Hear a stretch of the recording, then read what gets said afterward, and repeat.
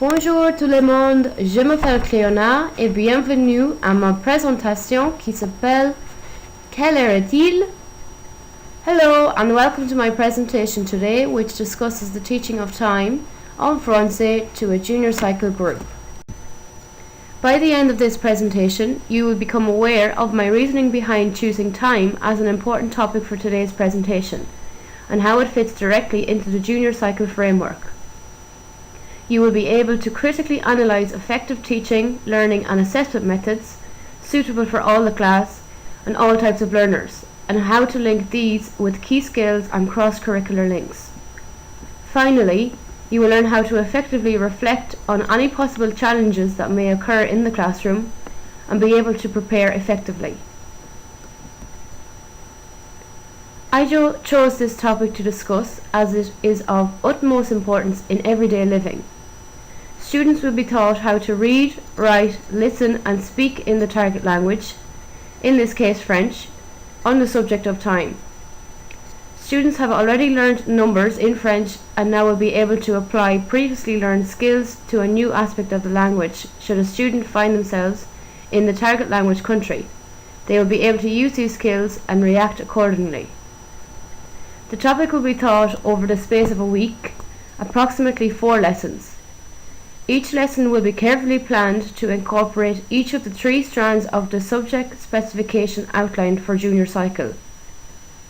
Each lesson will again be carefully planned so that each learning level is catered for, as well as each learning style, as it will incorporate a variety of teaching and learning strategies. Students will become aware of the differences there are between telling the time in English and that of telling it in French, highlighting cultural differences between the 2 countries.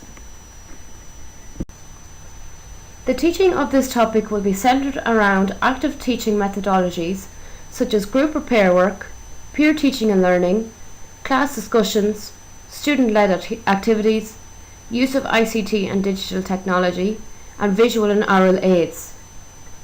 Students strive and learn better in an interactive classroom and also by learning from both the teacher and one another.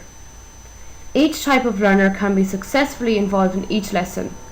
Through the use of ICT, visual aids, audio, worksheets and textbooks, audio-visual and kinesthetic learners are all actively involved.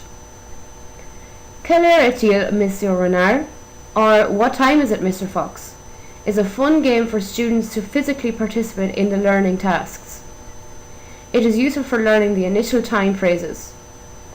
It can be played outside or in the school canteen, which will give students a change of environment from the stuffy traditional classroom. It will also enhance learning within the class group. Differentiation is a key factor in today's classroom. All levels of intelligence are catered for here in peer teaching and learning. Working in pairs or in groups assigned by the teacher enables students to learn from one another. A person remembers 90% of what you teach someone else. Thus, the peer teaching approach benefits all levels.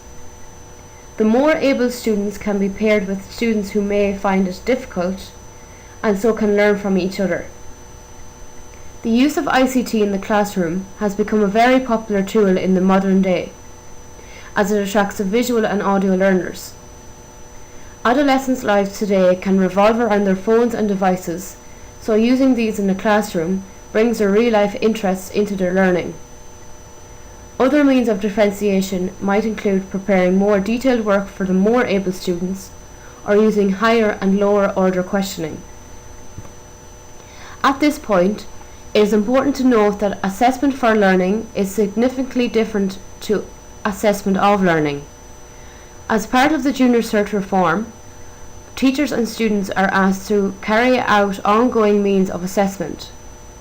Both the students and the teachers have a clear indication of students' progress, as they know what areas are strong and what areas are weak. Ongoing assessment also builds student confidence in facing any tasks, tests or exams that are to follow. Assessment for learning does not necessarily mean closed book texts, but tasks throughout the lesson to encourage learning and development. Peer assessment ties in here with peer teaching. Students become aware of who will see their work and so are less likely to make reckless mistakes. Success criteria with student input allows students to take charge of their learning direction. They know what they need to know in order to meet the requirements. Reflective writing allows students to monitor their own learning. They know what areas are strong and what areas need to be addressed. Appropriate feedback will point students in the right direction for future learning. Instead of marking work as wrong or with a red X, provide an explanation for error, suggest ways of improvement, and provide an outlet for questioning. Positive feedback and reinforcement proves much more effective than negative. Since the Junior Cert reform, the Key Skills framework has been a major factor in the junior cycle process. As teachers, we must enforce these skills in our lessons in order for our students to develop crucial skills required for their future lives. Over the course of the 4 lessons, each of the 8 skills, including numeracy and literacy, will be incorporated at some point in the lessons. Each of the teaching, learning and assessment strategies have been carefully chosen in order to fulfill this. At times, each of the 8 key skills may appear in just one lesson. For example, through group work, students will be working with others as they will be cooperating and learning with others. Through reflection, students will be managing themselves. As they will know themselves, they will make considered decisions and will be able to reflect on their own learning. This topic has strong cross-curricular links with both maths and numeracy. Students are counting, reading time, and constantly referring to numbers as they learn how to apply their knowledge of reading the time to a new language. Through the use of active methodologies, the game of "What time is it, Mr. Fox?" encourages physical movement. Students must run or walk fast while participating in this game. It also introduces the aspect of competition. Literacy is constantly referred to during the teaching of this topic, as students must use appropriate English grammar, vocabulary, and sentence structure in order to learn the French equivalent. As a teacher, it is a constant worry whether or not we will instill motivation in all of our students. The more able students will be more willing to learn new things and will strive to succeed. This may not be the case with students who struggle with language learning and lack the drive to learn a new language. However, if we try to counteract this with appropriate teaching and learning strategies, these challenges can be lessened. Several students seem to think that learning a new language may be pointless and that they may never use this in the future, and adds to the issue of motivation.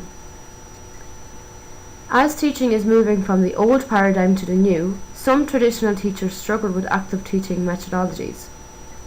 The initial thought of group work in their classroom instills panic, and they fear that it would be chaotic. Along with the thought of a manic classroom, some teachers worry about giving students the power to take over their own direction of learning. They prefer to continuously scaffold students and remain with traditional means of assessment. Some students may also be new to the concept of active learning. They may be used to the traditional teacher talk style, leading to a lack of interest and attention, and so may shy away from the concept of sharing their ideas with others. However, if we ensure a good teacher-student relationship with our classes, this issue will shortly be minimal. To conclude, we can reflect on what we have learned today. Through rational discussion, we discovered the importance the skill of time reading in French has both in the students' lives and the relevance it has to the junior cycle subject specification. As we discussed teaching, learning and assessment strategies, we explored different areas that are of benefit to the student. We must remember that learning is a student-centered journey. The learning process is to benefit the student's future, as we highlighted in the discussion of key skills. To make a topic of more interest for the learner, we make cross-curricular links. This helps students see a clearer insight into the importance of the topic. We have seen how we can make links to maths, numeracy, physical education and literacy. Of course, the teaching of a topic comes with some obstacles. We are now able to forge any possible challenges that may arise in our classrooms and have created substantial solutions should these issues occur.